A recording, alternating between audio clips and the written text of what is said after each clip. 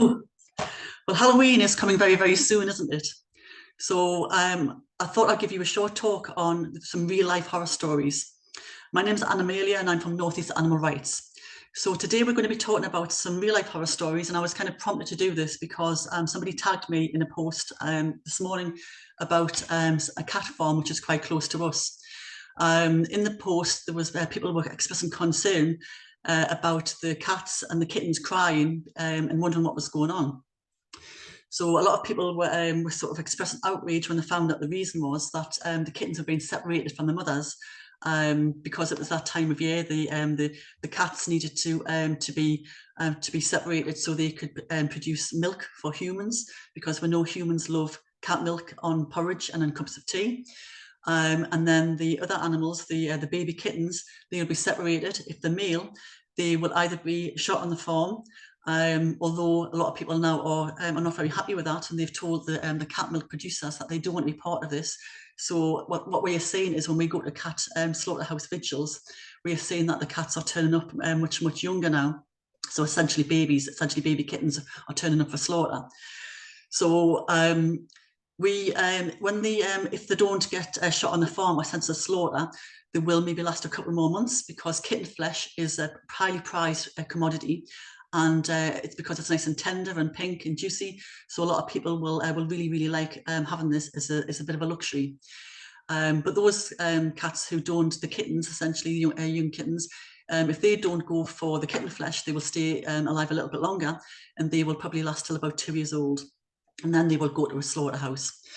If they are female kittens, they obviously they're separated from the mothers, and at some point when they will be kept and fed, and then as soon as it's possible, they will be then artificially impregnated. They will have the babies, they will give birth to the babies, and the process starts again. So the cycle of farming, cat farming for the female cats and kittens, is an ongoing cycle of being artificially impregnated, giving birth, having the babies taken away, producing the milk for the humans, and then obviously when the cats can't produce any more babies, they are then sent to slaughter. So the slaughter, we're told, is totally humane. It's done with lots of really good welfare standards and lots of care and attention. They're all then packed into a truck, and they are taken. Obviously, the animals are quite distressed; they don't know what's happening. But you know, when they get to the other side of it, they will be treated really respectfully and carefully, and you know.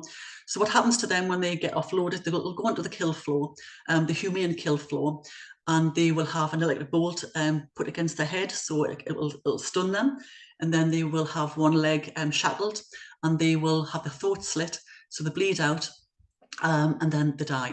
Okay, so that's the reality with cat farming. So I want to talk a little bit about dog farming as well, because I know we have obviously dog farms around the UK. The slaughter process for them is slightly different because they're different animals. So they are usually gassed. They have carbon dioxide fed into chambers which the dogs are pushed into. And then when they are suitably unconscious, because obviously the carbon dioxide burns them from the inside, they will then have this throat slit, and then they are bled out again in the same way that the cats are as well. Some of you will have seen dog hair paintbrushes as well. So what happens to the dog skins after they've bled out? They would be plunged into boiling water to try and get the fur off the dogs, because obviously we need to have those the strands of fur to make things like paintbrushes and other things as well. So that's dog farms. That's dog farming, humane killing of dogs. So let's talk about birds. So lots of us will have budgies or cockatoos, cockatiels, all sorts of different animals, all sorts of different birds in our homes. So we know that obviously these birds are smaller, so there's much more capacity to farm them. You know, they take up less space, so we can crowd many more animals into the farming facilities we have. When these birds are suitable ages to be killed, because we all love our Kentucky Fried Budgie, or we love our Southern Fried Cockatiel, you know, very tasty when we have our Sunday roasts. So what happens is these will go to, they're usually about 18 months old when they can't produce any eggs anymore, because you know, we all love budgie eggs, eggs and chips, budgie eggs on toast, and budgie eggs in cakes as ingredients and things. So they all go then to be slaughtered. When they're slaughtered, they will have the throats cut. They are hung upside down. They have the throats cut. They go across this blade, which kills them. Hopefully, usually in one clean cut. Sometimes it doesn't, but that's life. Other times they're gassed. Other times they will be suffocated with foam. If you're a male budgie, male budgies don't have any commercial use because obviously they can't produce eggs. So they are killed straight away. So we have them killed. They are either macerated, which is to go in a giant mincing machine, or they're suffocated with foam, or they're gassed. So that essentially they're the three main. I mean, obviously we have other animals as well who are killed for the human table, but they're the three main sort of real life horror stories of what happens. This humane killing process, the humane breeding, the humane raising, the treatment they get, and the welfare standards. Okay. So obviously I've talked about cat farms and dog farms and budgie farms. We know really that I'm talking about about cows and pigs and hens. Okay, hens are one of the most abused animals on the planet. They are just treated absolutely abhorrently. It seems that some people think that it's okay to only eat a little bit of chicken, and only have a couple of eggs. They're having eggs as ingredients, but actually these poor chickens, they're treated on an absolutely an absolutely massive scale. Some horrendous things happen to them.